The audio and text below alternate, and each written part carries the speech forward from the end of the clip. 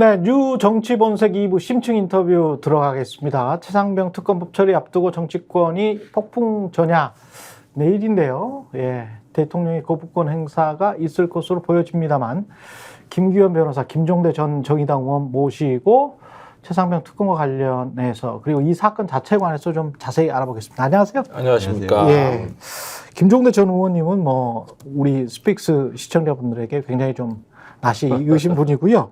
김규현 변호사님은 제가 좀 소개를 해드려야 돼요. 해병대 출신이시고요.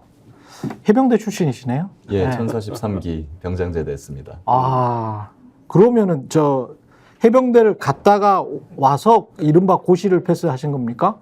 예, 갔다 와서 대학 졸업하고 뭐 사회생활 하다가 저는 로스쿨을 좀 늦게 갔습니다. 예. 예, 그러고 나서 이제 검사 되고 뭐 이제 그만두고 변호사로 지금 활동하고 있습니다. 대단하십니다.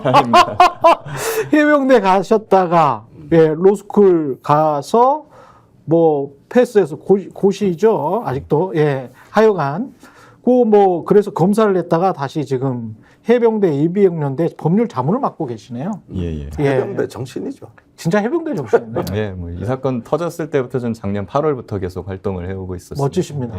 예. 예. 금요일인가요? 김정민 변호사가 박정원 예. 대령 대리인으로 기자회견을 할 때 네네. 가슴이 통쾌하더라고요, 저는. 이 사건에 대한 정의부터를 먼저 한 거야. 이 사건 정의를, 이 사건은 박정원 대령의 항명 사건이 아니고 대통령 윤석열의 항명 사건이다. 대통령 윤석열의 항명 사건이다. 이 단어 자체가 그 다음에 요구사항을 한 4가지인가를 발표를 했잖아요. 예. 근데 첫 번째 요구사항이 너무 멋있었어. 야, 그 군검찰 너희 저 공소 취하하지 마. 역설적이죠. 예, 너희 공소 취하하지 마. 이 재판 그대로 가야 돼. 네. 박정원 대령을 고소를 한 거잖아요. 그렇죠. 근데 이제 피의자인 입장에서 너희 취하지 마. 피고인 입장에서 너희 취하지 마. 우리 끝까지 간다. 이거는 정말 멋지더라고요. 예. 군사 재판이 이게 예. 참 말도 안 되는 재판인 것이 좀 예. 특이해요. 보통은 군사 재판에서 검찰은 공격하고 그렇죠. 보통 피고인과 변호인은 방어를 하지 않습니까? 예. 이건 거꾸로 된 재판입니다. 변호인들이 공격을 하고 있습니다. 그러니까요. 보통. 그리고 예. 변호인들이 오히려 대통령실에서 시켰잖아. 예. 뭐라고 해서 혐의자 빼라고 해서 너희가 외압을 행사했잖아. 이렇게 공격을 하고 군검찰이랑 그 군검찰 측의 증인들은 아 그런 사실이 없다. 쩔쩔매요. 이러면서 자기들이 방어를 하고 있는 뭔가 이제 검찰과 변호인 역할이 뒤바뀐 그런 네. 재판입니다, 이거. 근래 2년 동안에 대단히 가장 통쾌한 그 기자회견이었어. 그걸 그러니까. 보면서 짜릿하더라고 나는. 이게 작년에 사실은 박정원 대령 그 구속영장 발부됐을 때 예. 그 법원에서 심사가 있었는데 군사재판에서 그걸 심리한다 그래가지고 아이고 구속되겠구나. 우리는 그렇게 생각했었는데 그랬죠. 초반에. 그때 금요일 날 기각하면 저는 제 인생에서 가장 행복한 주말을 보냈다고 방송 나와서 얘기한 적이 있는데 이럴 수가. 그리고 연말 되면서 김정민 변호사가 재판 분위기가 너무 좋다. 이런 얘기를 해가지고 야, 이 군 현행 사법질서 하에서 예. 이게 사실은 장관의 지휘를 받는 구조로 돼 있단 말이에요. 그렇습니까? 군사법원이. 독립성이 많이 침해돼 있고 군사법원이. 많이 개정했다 그러지만 예. 사실은 아직까지는 이 군 어떤 지휘부 권력자의 영향권에서 자유롭지 못한 군사 재판이 그 법무관들이 힘을 많이 내는구나. 저도 처음 보는 광경이었어요. 그렇죠. 이제 국방부 장관이 최종적으로 군판사, 군검사들의 인사권을 쥐고 있기 때문에 뭐 재판부도 자기가 원하는 대로 임명을 할 수가 있고 뭐 그런 구조로 되어 있습니다. 굉장히 취약하고 그리고 저는 좀 김정민 변호사님보다는 좀 더 보수적으로 그래도 이거 방심할 수 없다라는 그렇죠. 입장인데 확실히 좀 재판부가 나름 좀 외압을 많이 받고 있는 듯한 그런 느낌은 듭니다. 저도. 외압을. 그래요. 그래서 거기를 어떻게든 좀 거기에 대해서 저항을 해보려고 한달까 아니면 그거에 맞춰서 최대한 자기들은 공정성을 어느 정도까지는 지키려고 노력하는 듯한 그런 모습을 좀 보입니다. 일단 무죄가 나올 것이다. 그리고 그 과정에서 국방부나 대통령실이 한 일들이 밝혀질 것이다라는 어떤 확신 같은 게 있어요? 그럴 만한 어떤 정황이나 증거들이 있습니까? 법률가로서는 당연히 그렇게 가야 한다라고 생각하고 저는 그것이 목표이기는 합니다만은 당연히 뭐 확신을 할 수는 없는 거죠. 확신은 이것은. 없고. 그렇기 예. 때문에 최대한 노력을 해야 되는 상황이고. 지금까지 드러난 것들 가지고 있는 것은 뭐가 있는 겁니까 우리가? 지금까지는 뭐 기본적으로 그 박정훈 대령의 주장을 뒷받침하는 증거들이 조금씩 나오고 있습니다. 대표적으로 통신 기록, 대통령실에서 국방부 장관에게 전화가 갔다는 거. 그리고 대통령실 관계자들이 국방부 해병대 관계자들에게 전화를 건 통신 기록들. 이런 것들이 계속 밝혀지고 있죠. 근데 다만 그 외압을 가한 사람들이 입을 열어줘야 되는 것인데 결국 다 대통령 눈치를 보면서 이제 증언 거부하거나 입을 닫거나 지금 그러고 있는 형국이거든요. 그렇기 때문에 이것은 심증으로서는 뭐 거의 확실히 무죄가 맞지만 이 수사와 재판은 사실 심증이 아니라 물증이지 않습니까? 그러니까 지금 그런 관점에서는 거기에 부합하는 물증을 저희가 앞으로 더 많이 찾아내야 되는 상황인 거죠. 결국은 두 가지가 핵심 질문인 것 같아요. 외압의 실체를 어디까지 밝힐 수 있는가? 그거하고 외압의 주된 내용이 무엇이었는가? 일단 공소장에는 이종섭 장관이 아니라 그 김계환 해병대 사령관이 이첩 보류를 지시했는데 그걸 어기고 박정훈 대령이 경찰청에 이첩했다. 이 내용 아닙니까? 그렇죠. 근데 이 주장은 이제 거의 뭐 깨졌다고 보는 게 정종섭 해병대 부사령관이 이종섭 장관이 주재한 대책회의에 참석한 인물이거든요. 거기서 수첩에 9가지 지시사항을 받아왔단 말이에요. 그러니까 그 사실상 명령권자는 이종섭 장관이고 이종섭 장관은 대통령실 압력을 받아서 이렇게 한 거 아니냐. 이게 이제 우리가 밝혀내고 싶은 건데 이번 재판에 정종섭 부사령관이 증인으로 채택이 됐단 말이에요. 그런데 불출석했어요. 그렇죠. 원래 금요일에 유재은 법무관리관이랑 같이 나오기로 돼 있었는데 무단 불출석을 했습니다. 그래요? 그 이력이라고. 그러니까 여기가 아직까지 뚝을 맞고 있는 거거든요. 그러니까 불출석한단 말이에요. 그리고 유재은 법무관리관은 나왔어요. 근데 이종섭 장관이 그런 인터뷰는 하지 않았었어요? 자기는 회수되는지를 몰랐다. 나중에 보고받았다. 그게 김계환 사령관이었나? 이종섭 장관 맞죠? 이종섭 장관이. 이종섭 장관 맞죠? 그러니까 우크라이나 우즈베키스탄 출장 중이어서 자기는 그 회수 사실은 몰랐다. 나중에 보고받았다. 이렇게 했잖아요. 이 국면이 이제 크게 이첩 보류 지시 국면이 있고 대통령 전화를 받고 야 그거 이첩하지 마 혐의자 삭제해 이렇게 한 외압이 이게 첫 번째고 그거를 박정훈 대령이 외압이다 이건 거부하고 소신대로 경찰에 이첩을 하니까 그걸 또 무마하기 위해서 기록을 이제 도로 가지고 오는 이 국면이 있는데 이종석 국방부 장관 말로는 처음에 이첩 보류 지시는 자기가 했는데 두 번째 기록 회수할 때는 그건 자기가 안 했다. 이겁니다 지금 스탠스. 그러면 그렇게 말하는 이유는 이첩 보류 지시까지는 적법하다고 볼 수는 있으나 일단 보류해봐.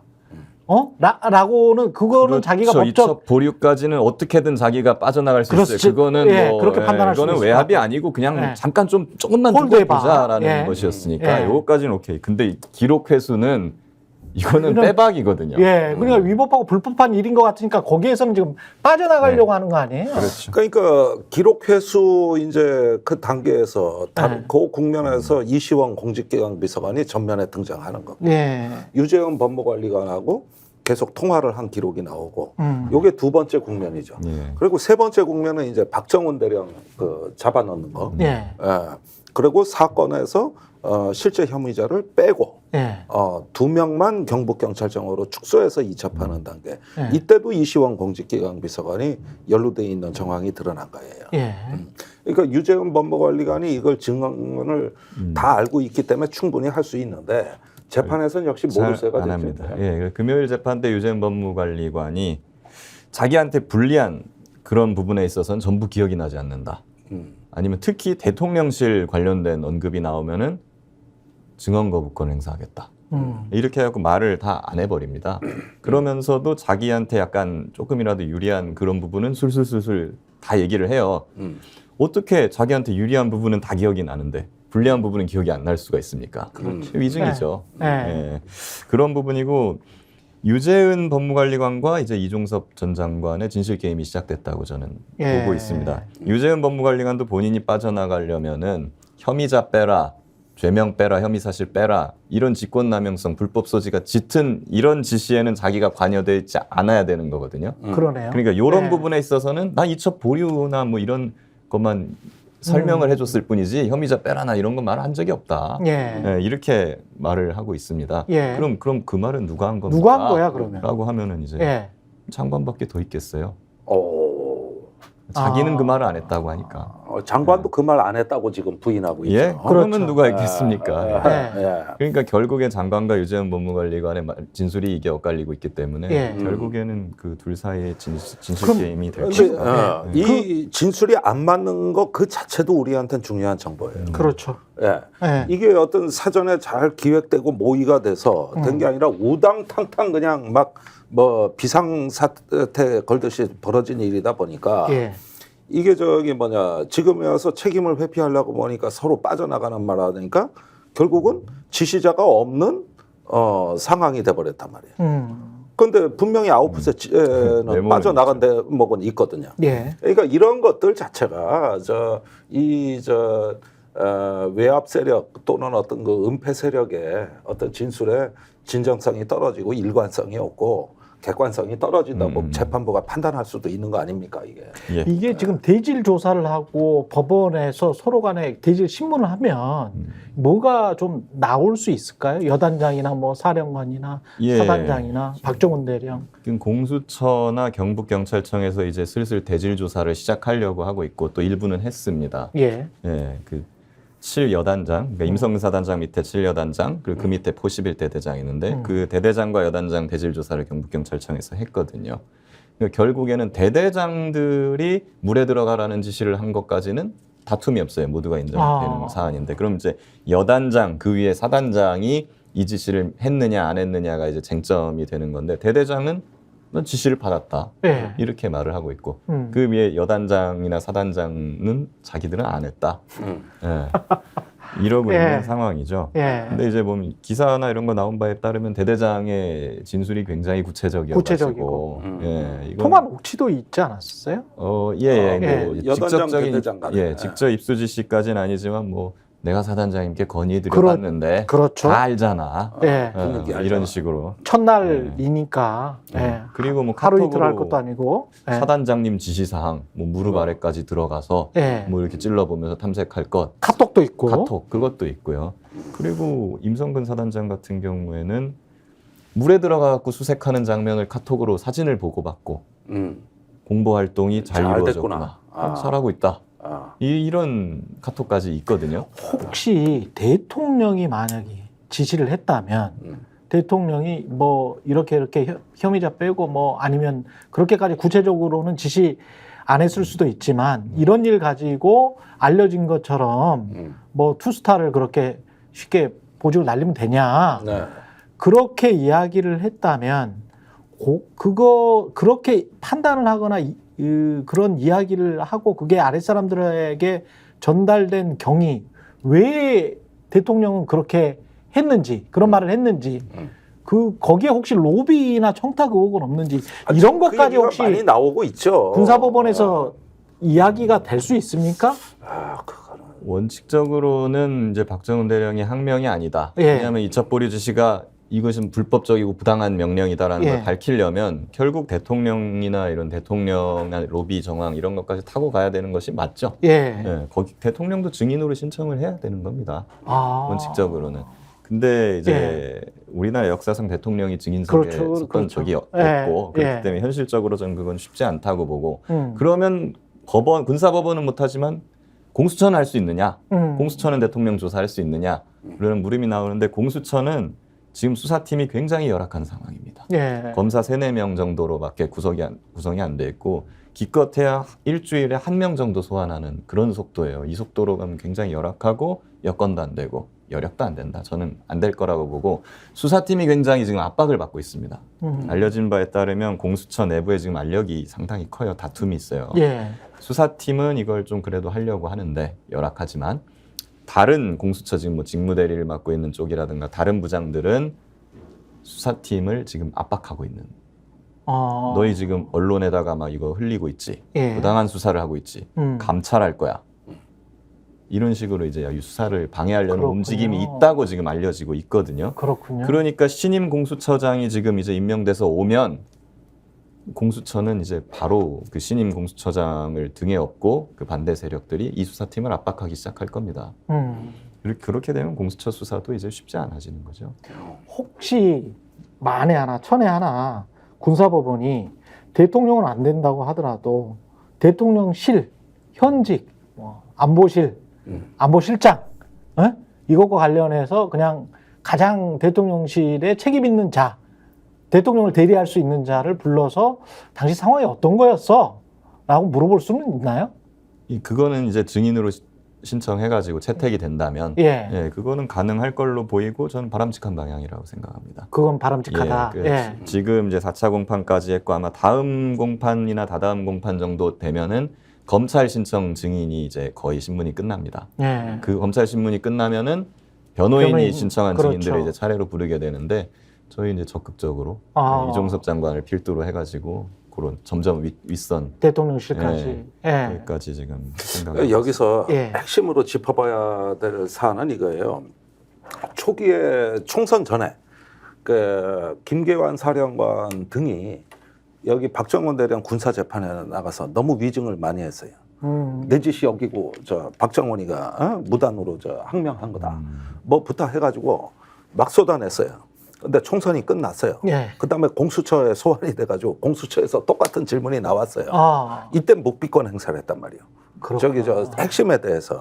그러니까 예를 들면 대통령실에 외압이 있었냐, 경로했냐. 당신이 박정환한테 얘기했다면 이것도 모릅니다. 기억이 안 납니다. 대답 안 하겠습니다.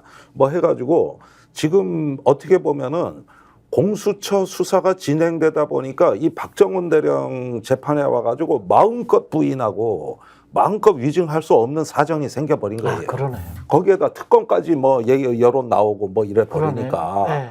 이러니까 이 재판에서 이 지금까지 은폐 세력들이 그 사건을 계속 박정원의 그 저 망상과 어떤 비행으로 몰고 가던 이 분위기에 차질이 생긴 거란 말이에요. 국민들은 전혀 믿지 않고 있고. 그렇게 말했는데 박정원 대령 말이 점점 맞는 것만 계속 나오고 있죠. 그러면은 지금까지 위증한 죄를 또 다 물을 수 있어요.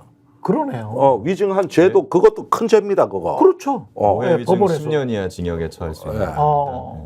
그러니까 대통령을 방탄하려면은 내가 이 죄를 다 뒤집어 써야 된다는 이런 딜레마가 국방부와 해병대 공직자들한테 이제 그 강요가 된 겁니다.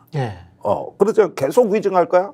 아니면은 어떻게 나만 빠져나갈 길 없어? 뭐 이런 식으로 해가지고 컨트롤 타워가 해병대는 완전히 무너졌어요.